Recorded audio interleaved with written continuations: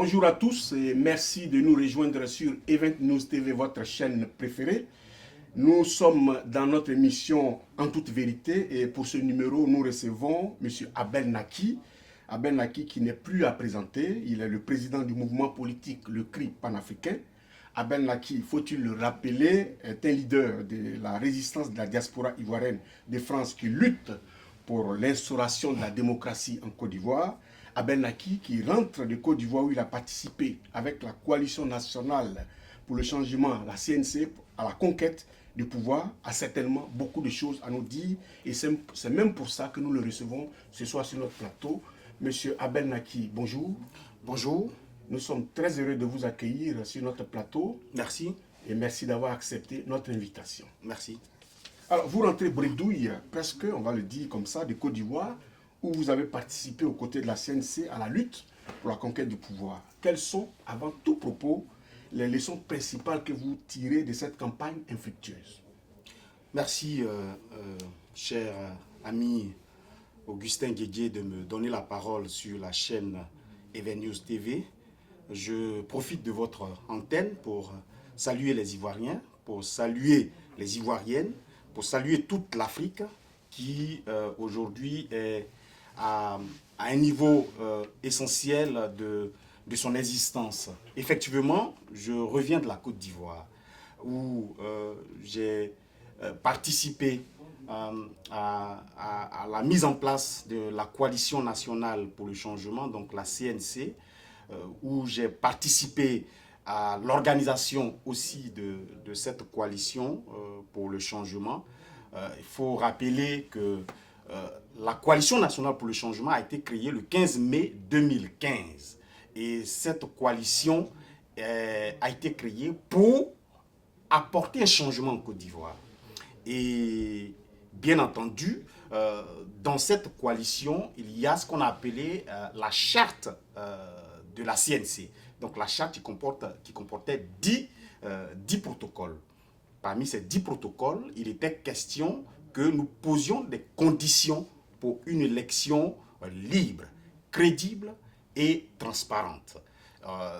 Cette lutte-là a été menée avec l'ensemble des signataires de la charte, l'ensemble de ceux qui ont ratifié après à la charte et les candidats déclarés.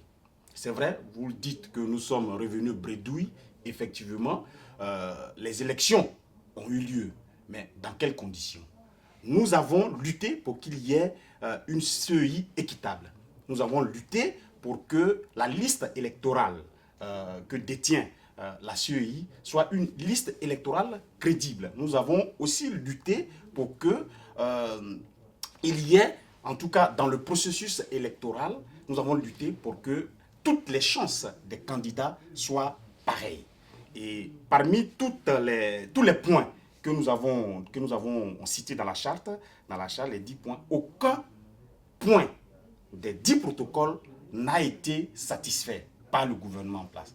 Donc, bien entendu, nous avons lancé un appel au boycott de ces élections.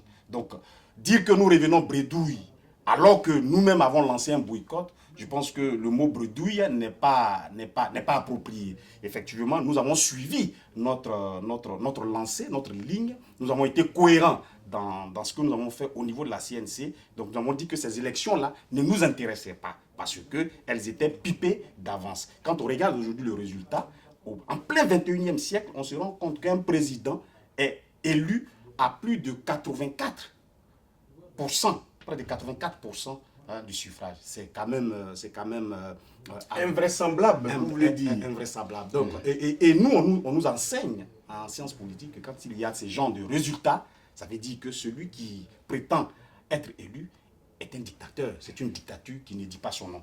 Donc, voilà comment nous sommes revenus de la Côte d'Ivoire. Donc, nous ne revenons pas bredouilles parce que, effectivement, compte tenu du fait que nos revendications n'ont pas été satisfaites, alors nous avons lancé un mot d'ordre de boycott. Et donc ce mot d'ordre de boycott a marché, donc nous ne revenons pas bredouilles, nous revenons satisfaits parce que le résultat de ces élections prouve effectivement qu'en Côte d'Ivoire, il y a une majorité et il y a une minorité.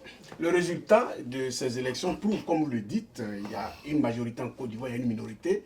Et l'objectif que vous vous étiez assigné, c'était de prendre le pouvoir. Évidemment, vous ne l'avez pas fait, vous n'avez pas pu arriver à cela. Et les militants de l'opposition qui avaient placé un gros espoir dans la CNC n'ont pas compris la stratégie politique de ce regroupement qui s'est illustrée plus par une vraie cacophonie, un désordre qui a déboussolé toute l'opposition. Alors, ceux qui se plaignent de la CNC aujourd'hui, est-ce qu'ils ont raison? Vous venez du terrain. Qu'est-ce que vous répondez à cela? Moi, je pense que ceux qui se plaignent de la CNC, je vais parler des vrais Ivoiriens, je vais parler de ceux qui ont un temps soit un peu eu l'espoir en la CNC dès sa création. Ceux-là qui disent aujourd'hui qu'effectivement ça a été une cacophonie et qu'ils sont déçus, je leur donne raison. Je leur donne raison, effectivement, parce que moi j'étais au cœur du système. Pendant 4 mois, j'étais en Côte d'Ivoire pour suivre tout ça de près. Et souvenez-vous que je suis quand même vice-président de la CNC, chargé de la communication et du numérique. Effectivement, à un moment donné de la marche de cette CNC, il y a eu effectivement des difficultés. Il y a eu des difficultés. Les égos des uns et des autres ont pris le dessus. Il y a eu une cacophonie, une véritable cacophonie. Avant que vous ne poursuiviez, on va en même temps vous faire un rafraîchissement de mémoire, si vous le permettez. Comme ça, vous aurez l'occasion de dire ce que vous avez envie de dire.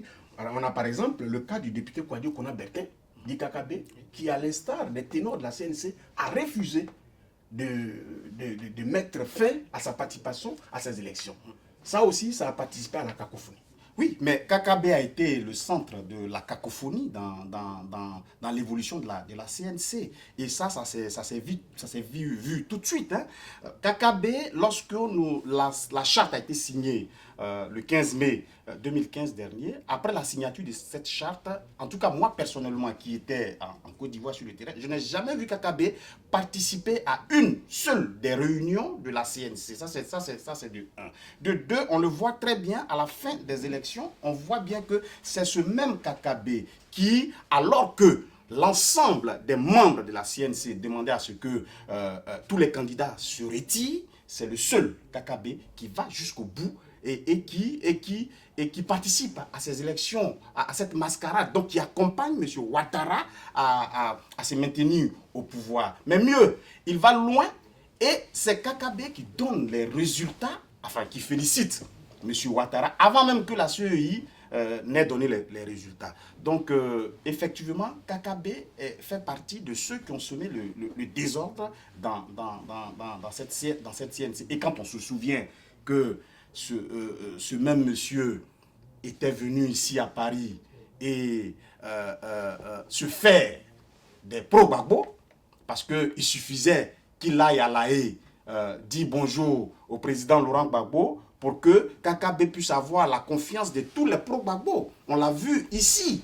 Moi-même, Abel Naki, à une de ces rencontres ici à Paris, lorsque le présentateur a cité mon nom, il y a eu quelques bruits dans la salle qui ne voulaient pas qu'on présente Abel Naki, mais qui étaient prêts à acclamer, applaudir, à même nettoyer les chaussures de M. KKB. Or, ce dernier savait ce qu'il faisait, il savait où il allait. Aujourd'hui, où en sommes-nous? Il est le premier à féliciter M. Ouattara et aujourd'hui, il est retourné au PDCI. Donc voilà comment on peut manipuler, comment on peut se servir d'une cause pour vouloir exister. Et c'est ce que KKB a fait. Donc il fait partie de ceux qui ont sémé la cacophonie. Et puis il n'est pas le seul. Oui, il n'est pas le seul, mais vous-même, permettez que je revienne sur ça. Vous-même, vous êtes accusé aussi par le camp Bani, je vais mettre les pieds dans le plat, par le camp Bani, d'avoir été de ceux qui aussi ont sémé la zizanie. On vous accuse de trahison, d'avoir pactisé avec le RHDP. Quelle est votre part de vérité sur ces accusations? Sont-elles fondées, oui ou non? Ces accusations ne sont pas fondées. Qui suis-je, moi, Ben Naki, pour déstabiliser une aussi grande coalition de l'opposition qui se met en place en Côte d'Ivoire. Il faut que les choses soient claires. Ceux qui le disent, le camp Bani qui dit que nous avons fait de la cacophonie, non, nous n'avons pas fait de cacophonie. Il fut un moment où, lorsque nous étions, en tout cas, en réunion de conférence des présidents et des candidats déclarés, des décisions sont prises parce qu'on a des points d'information, on a des points de décision. Dans les points de décision, lorsque la réunion se termine, qu'il y a des points de décision qui ont été pris, eh bien, ces décisions ne sont pas appliquées. Et plusieurs fois, nous avons tiré la sonnette d'alarme. En tout cas, le CRI panafricain, qui est membre de la CNC, a tiré la sonnette d'alarme en envoyant des mails à tous les présidents et à tous les candidats, donc à tous les membres, à tous les signataires. Mais rien n'y fait.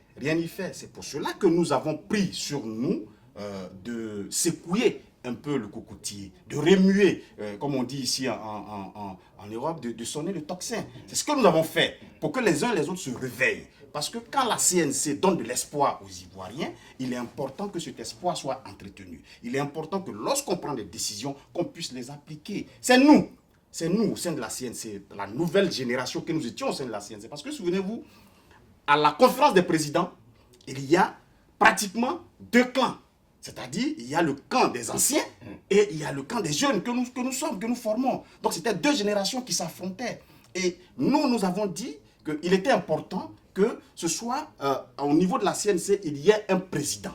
C'est nous qui avons mené cette bataille-là, pour qu'il y ait un président. Et ce président-là, nous avons porté notre choix sur le Premier ministre Charles Konan Banny. Donc, on ne peut pas nous taxer de sémeurs de troubles, alors que c'est nous qui faisons que, en tout cas, le président Banny devient candidat devient le président de la CNC. Pour en finir avec la CNC au cours de cet entretien, est-ce que pour vous, ce regroupement politique est encore viable?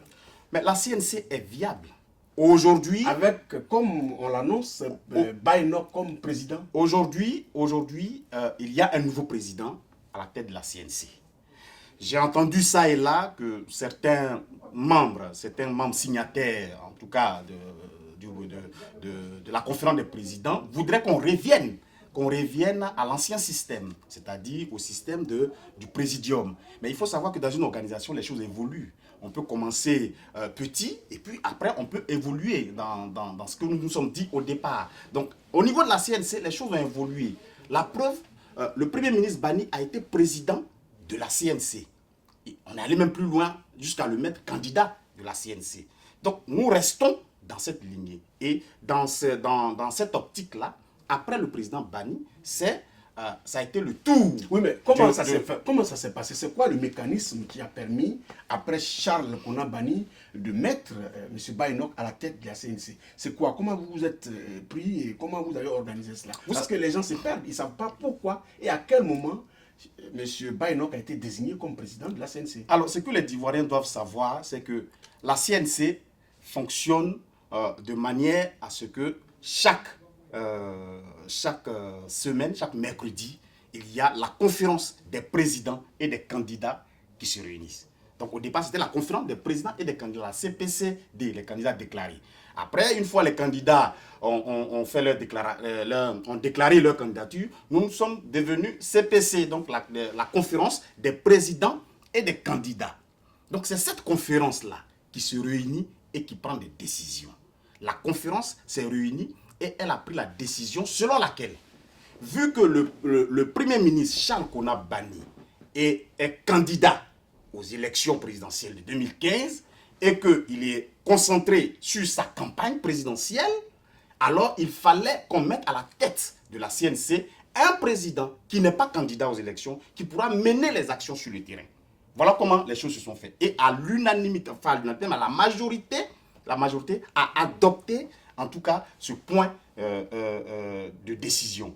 Et ça a été un point de décision qui a été notifié sur un PV. Il fallait un autre président pour permettre au Premier ministre Charles Konan Banny de mieux s'occuper de sa campagne. Donc c'est en ce moment-là. C'est clair, désormais, M. Abel Naki, que tout le monde doit se mettre dans les rangs.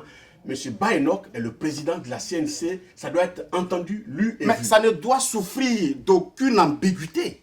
Ça ne doit souffrir d'aucune ambiguïté. D'autant plus que, on vous a bien compris, d'autant plus que M. Charles Konabani a été président de la CNC et ça n'a pas dérangé personne. C'est à ce même titre que la CPCD qui a mis à la tête de la CNC, monsieur le Premier ministre Charles Konabani, c'est cette même CPCD qui s'est réunie et qui a trouvé que, vu que Charles Konabani s'occupe de sa campagne, il faut un président qui ne soit pas candidat. Et c'est comme ça que monsieur Jean-Enoch est désormais le président de la CNC. Alors, vous m'avez posé la question de savoir, est-ce qu'elle est encore viable?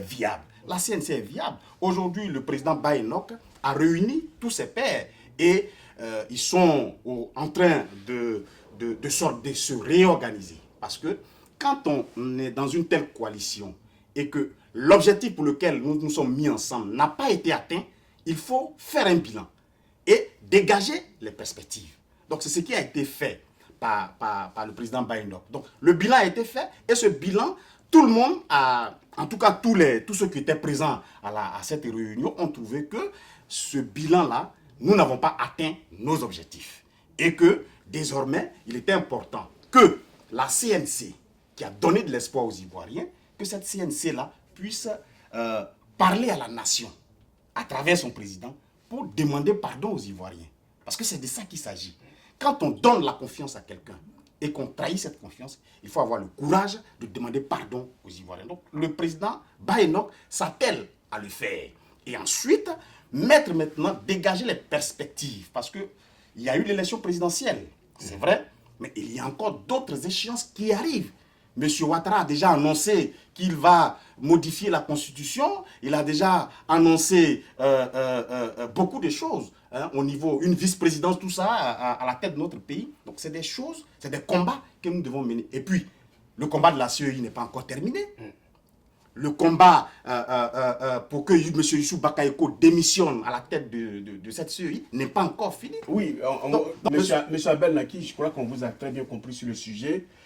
Le combat, vous allez le mener avec quels militants, avec quelles troupes, ça, vous nous le direz plus tard. On va revenir, si vous le permettez, à l'actualité politique en Côte d'Ivoire, qui est dominée cette fois-ci, pas par la CNC, encore moins par les élections présidentielles, mais plutôt par les affaires Soro-Guillaume.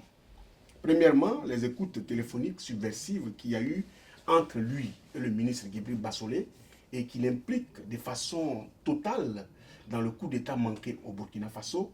Et deuxièmement, tout récemment ici à Paris, l'affaire Soro, Michel Babo, dans laquelle le président de l'Assemblée nationale de Côte d'Ivoire a échappé le lundi 7 décembre dernier à une arrestation ici à Paris. Finalement, toutes ces graves affaires ternissent l'image de marque de la Côte d'Ivoire. Vous êtes un homme politique, quelle est votre réaction vis-à-vis de cela? Écoutez, l'image de la Côte d'Ivoire est ternie dans ces deux affaires que vous venez de citer. La première affaire concerne les écoutes téléphoniques. J'ai aussi écouté cette bande qui a circulé dans le domaine public. Donc sur on marque un break. Quand vous l'avez écouté, quel est le sentiment que vous avez eu? Comment est-ce que vous avez appréhendé ça? Pour vous, est-ce que ce sont vraiment les voix de Soro-Guillaume et du ministre Guibri Bassolé? En tout cas, pour le profane en écoute que je suis, quand j'écoute cela, la première réaction qui me vient, c'est la voix de Soro. Pour le profane que je suis. Donc, je ne suis pas un expert en écoute, donc je suis un profane. Mais le profane, quand il écoute, il voit que c'est le président de l'Assemblée nationale qui parle dans cette bande.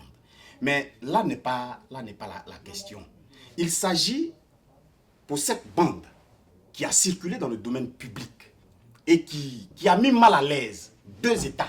Parce que c'est de ça qu'il s'agit. Au-delà de la personne de M. Soro-Guillaume, c'est l'État de Côte d'Ivoire et l'État du Burkina Faso qui sont impliqués dans cette affaire. Il aurait fallu que le gouvernement ivoirien, donc l'État de Côte d'Ivoire, se saisisse de cette affaire.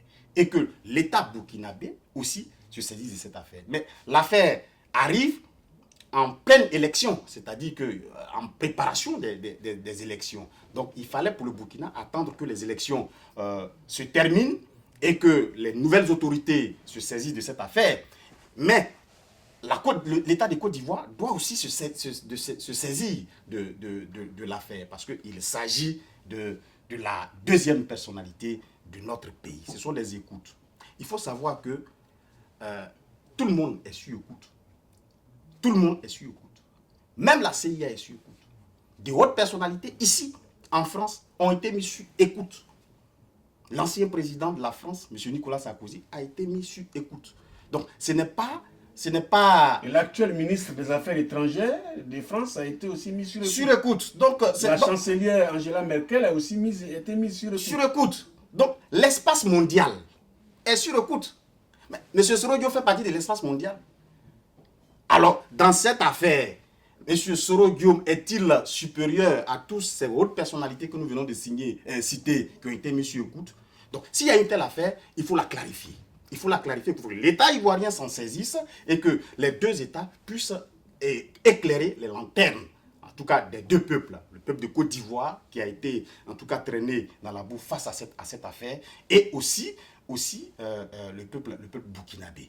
Donc pour moi, pour cette première affaire qui relève des écoutes, ce sont les deux États. Si l'État burkinabé pense qu'ils doivent saisir la justice, ils le feront, l'État le fera et par la suite, c'est un juge qui va écouter les bandes et qui va les authentifier. Oui, mais et s'il faut que M. Soro Guillaume... Cette bande a été remise à des experts allemands qui ont écouté et qui ont été formels. Ce sont les voix de Guillaume Soro et du ministre Djibril Bassolé. On a écouté ça récemment sur une chaîne qui compte ici en France. Donc, il y a même plus, ce n'est plus dans le domaine de l'authentification. Voilà, donc c'est maintenant sûr et c'est clair selon ce que vous avancez par rapport à la chaîne de télé allemande qui a écouté. Donc, la balle maintenant est dans le camp des deux États. Si c'était ici, en Europe, en tout cas en Occident, on aurait dit que M. Soro Guillaume doit démissionner de son poste. Parce que ce qui arrive là entache l'image de notre pays. Ce sont des écoutes. Et ce qu'on écoute, en tout cas dans ces bandes, ne sont pas très luisants. Ne sont pas très luisants pour notre peuple qui a souffert. Notre peuple qui, depuis 2002, continue de souffrir et qui perd ses enfants. Ce qu'on entend dans ces bandes ne sont pas très luisants. Alors l'État doit éclairer la lanterne des Ivoiriens. Parce que je suis ivoirien, je parle de la Côte d'Ivoire. Donc on doit nous éclairer sur ces faits et prendre en tout cas les mesures qui s'imposent face à cette affaire. Alors, deuxième chose, on voit que M. Soro Guillaume, dans la même foulée, est poursuivi par une juge en France. Mais ce n'est même pas en France seulement. M. Soro Guillaume a été convoqué par la juge Sabine Kéris, donc par l'intermédiaire de Maître Abiba, que je salue au passage, qui fait un travail formidable. Vous savez, la libération d'un peuple peut arriver de là où on s'entend le moins. Comprenez ce que je veux dire? Je pense que dans cette affaire, M. Soro Guillaume a sous-estimé le travail de Maître Abiba. Il a sous-estimé le travail aussi de la juge Sabine Kéris. Parce que l'espace mondial, je reviens sur ce mot, l'espace mondial a un chef. Le chef de l'espace mondial, c'est la France. Ceux qui étudient la science politique vous diront que le chef de l'espace mondial, c'est la France.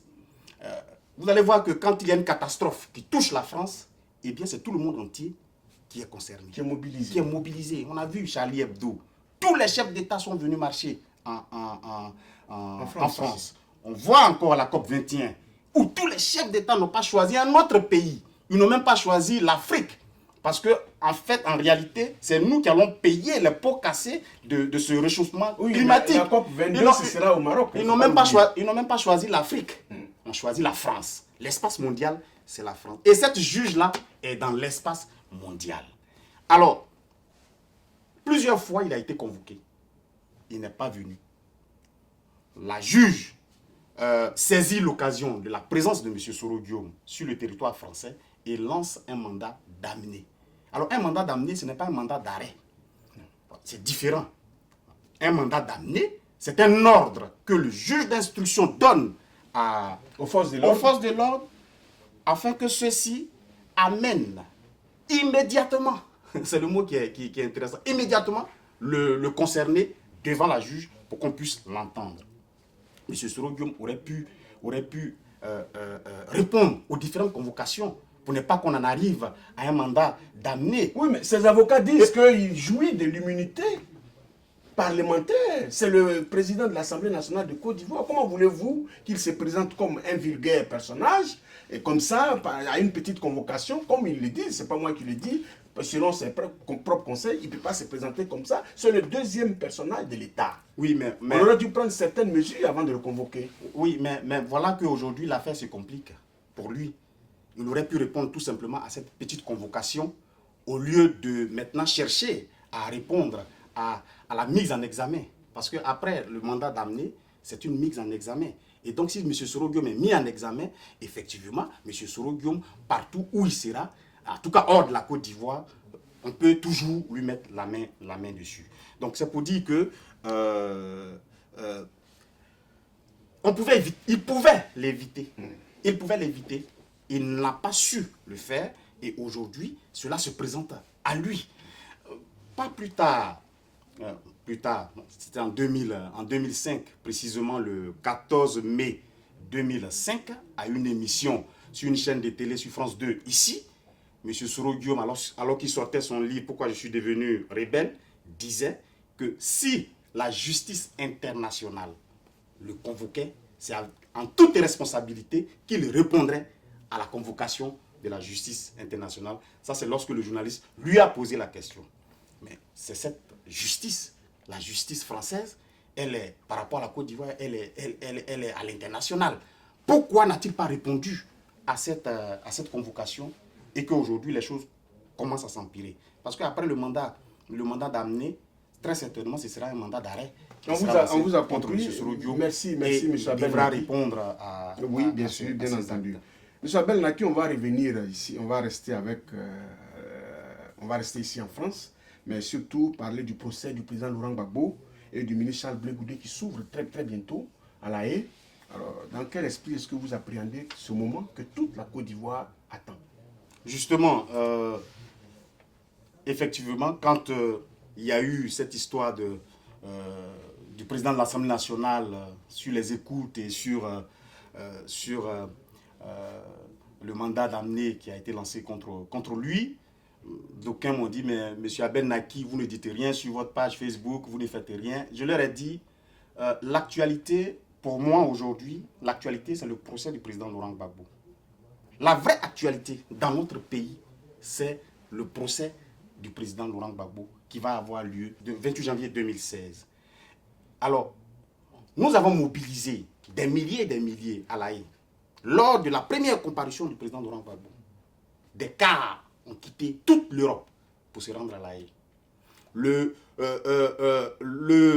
Au moment de la confirmation ou d'infirmation des charges, le premier jour de l'ouverture, il y a eu aussi des milliers de personnes qui se sont rendues à La Haye. Cette fois-ci, nous tirons vers la fin du processus. Et donc, il est important que les Ivoiriens, où qu'ils soient en Europe, se mobilisent. Il est important qu'ils se mobilisent. Il faut mettre de côté tout ce qui a pu nous diviser à un moment donné. Il faut mettre de côté tout ce qui a pu nous écorcher les uns les autres à un moment donné de notre lutte et se concentrer sur l'essentiel de notre combat qui est la libération du président Laurent Gbagbo. Alors ce procès, tous les Ivoiriens doivent être à La Haye pour que le président, dans son box au niveau de la CPI, puisse sentir cette chaleur humaine des Ivoiriens. Les cas doivent partir de la France, ils doivent partir de la Hollande, de la Belgique, de la Grande-Bretagne, de l'Italie, de l'Espagne, d'un peu partout dans l'Europe, pour que nous soyons comme nous étions au départ, que nous soyons nombreux. C'est l'occasion pour le président Gbagbo de dire finalement au monde entier, de prouver son innocence et de démontrer par A plus B que ce qui s'est passé depuis 2002, le 19 septembre 2002 et qui s'est achevé le 11 avril 2011, c'est le moment pour lui d'expliquer ces choses-là au monde entier, afin qu'on puisse comprendre effectivement que le président Laurent Gbagbo n'est pas coupable de tout ce qui arrive. Parce que, voyez vous-même, les écoutes téléphoniques, la poursuite de M. Soro Guillaume, toutes ces choses-là arrivent pour que la vérité puisse éclater. Alors, il faut vivre cette vérité-là. Il faut vivre ce moment. Le premier jour de l'ouverture du procès, il faut que les Ivoiriens soient à La Haye. Le président Laurent Gbagbo ne sera pas seul. Il sera avec le ministre Charles Blé Goudé. Donc, c'est les deux procès ensemble. Donc, il est important que nous soyons nombreux, mobilisés. En tout cas, celui qui ne me saluait pas pour le 28, là, il n'a qu'à me saluer, on va aller ensemble à La Haye. Celui qui ne voulait pas me voir, il n'a qu'à souffrir de me voir. Nous allons aller ensemble à La Haye. Celui qui a les moyens, qui les met à disposition, que nous puissions louer des cars pour aller à La Haye et témoigner de notre soutien au président Laurent Gbagbo. Parce que c'est de ça qu'il s'agit. C'est l'aboutissement de notre lutte. C'est l'aboutissement de notre lutte. De ce procès sortira la vérité. De ce procès sortira la libération du président Laurent Gbagbo. Donc c'est là que nous devons être et nulle part ailleurs. Je serai moi-même présent. Je serai aussi dans l'organisation des différents cars ici en France, à Paris, qui vont aller à La Haye. Et je lance l'appel à tous ceux qui organisaient d'habitude ces cars, ces voyages, de se mettre au travail. Parce que notre actualité, ce n'est pas que Soro Guillaume soit arrêté. Notre actualité, c'est que nous soyons nombreux à la CPI. Notre actualité, c'est que nous puissions être toujours debout pour lutter pour la libération des prisonniers politiques. C'est ça notre... On a compris cet appel à mobilisation. Notre appel à mobilisation. Pour moi, oui, que ce soit les écoutes de M. Soro Guillaume ou que ce soit sa poursuite là, par les juges en France, pour moi, c'est un fait divers. Okay. L'actualité, c'est que le panier de la ménagère en Côte d'Ivoire est vide. L'actualité, c'est qu'on nous annonce des chiffres de croissance qui vont avoisiner bientôt les 2 chiffres, alors que l'Ivoirien lambda ne réussit pas à manger une fois dans la journée. On va revenir à votre actualité, à vous-même. Après la désillusion de la présidentielle, on vous prête désormais des ambitions politiques locales. Alors, est-ce que vous confirmez cela? Oh, écoutez, si oui, en Côte d'Ivoire, à quel poste vraiment voulez-vous porter votre candidature et dans quelle ville? Ce qu'on doit savoir, en Côte d'Ivoire, chacun vient d'une région. Nous venons chacun d'une région. Moi, je viens de Guibérois, donc la sous-préfecture de Guibérois. Et je pense que vous aussi, vous venez de quelque part, oui, en Côte d'Ivoire, et ainsi de suite. Nous avons, en 2011, dit que la plaie que la communauté internationale avait ouverte en nous était encore béante. Alors, il fallait se ressaisir, il fallait se désengager de toute participation à quelques élections que ce soit. Et nous avons laissé nos régions, nos différentes régions, aux mains des dozos, aux mains de ceux qui n'y ont pas droit. Comment pouvez-vous imaginer que à Naïbli ou à Diokoué ou au fin fond de l'ouest de la Côte d'Ivoire, ce soit des gens du nord, par exemple, qui sont maires, qui sont députés. Mais quand ils sont à la tête de ces régions, mais ils n'en ont rien à cirer. Tout ce qu'ils pourraient gagner pour ces régions, eh bien, ils vont soit les prendre pour eux-mêmes ou alors les utiliser pour leur propre région. Donc, nous nous sommes dit qu'en 2015, donc en 2016, il est important que chaque Ivoirien puisse faire un repli stratégique sur soi en allant dans sa région pour voir ce qui a évolué de 2011 jusqu'en 2016. Qu'est-ce qui a réellement évolué? Moi, j'ai fait plusieurs tours. Parlons de Guibérois. Qu'est-ce qui n'a pas marché à Guibérois? Mais rien n'a évolué à Guibérois. Parce que là-bas, je crois que le maire, il s'appelle Zialo Blé Daniel. Est-ce que ça s'est bien passé avec lui? Il s'appelle Zialo Blé Daniel, que je salue au passage. Mais je vais vous dire que Guibérois a été érigé en sous-préfecture depuis 1961. Et dans les années 80, quand nous on allait en vacances avec nos parents, eh bien, la même rue qui part dans notre village, elle est toujours restée intacte. Les mêmes boutiques, les mêmes herbes sont toujours restées là. Rien n'a évolué, rien n'a bougé. De 2011 jusqu'en 2016. Mais pays nos forêts ont été arrachées et ont été pris, aujourd'hui sont exploitées par des étrangers. Nos forêts, je ne parle pas des forêts, par ceux qui ont des fusils et qu'on appelle les chasseurs traditionnels.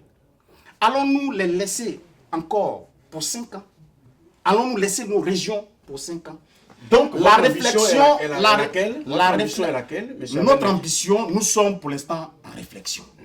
Le moment viendra, ici c'est ma maison, je viendrai ici et je dirai aux Ivoiriens que je suis candidat ou je ne suis pas candidat. Pour l'instant, nous sommes en train de parler avec nos parents pour voir qu'est-ce que nous allons faire. Qu'est-ce qui a évolué de 2011 jusqu'en 2016? Et on va tirer les leçons et nous allons aviser et voir si effectivement nous pouvons nous intéresser à nos régions. Mais l'appel que je lance, ce n'est pas seulement de briguer un poste électif dans la région, mais c'est que chaque ressortissant de chaque région, je ne parle même pas des Djibirois seulement, chaque ressortissant de chaque région doit pouvoir maintenant s'occuper de sa région, de voir qu'est-ce qui va, qu'est-ce qui ne va pas, pour que nous puissions ensemble trouver des solutions. Merci beaucoup, M. Abel Naki. Et on va terminer cet entretien par ce trophée. Voilà, ça. Alors, récemment, vous avez été, on va dire,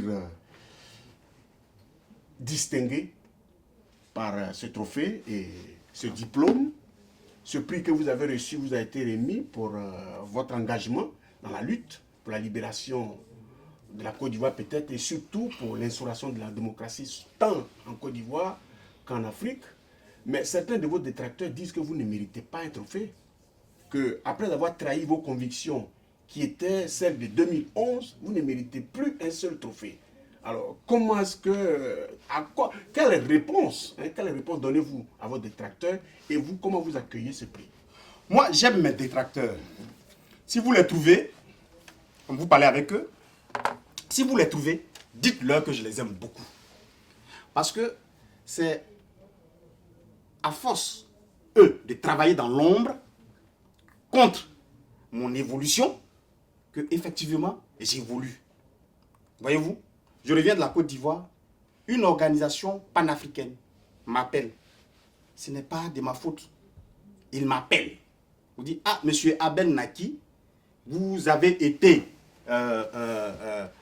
nominé pour recevoir un prix. Je leur ai demandé, mais pourquoi? Ils m'ont dit, pour votre engagement dans le combat que vous menez. Je leur ai demandé, mais quel est le combat que je mène?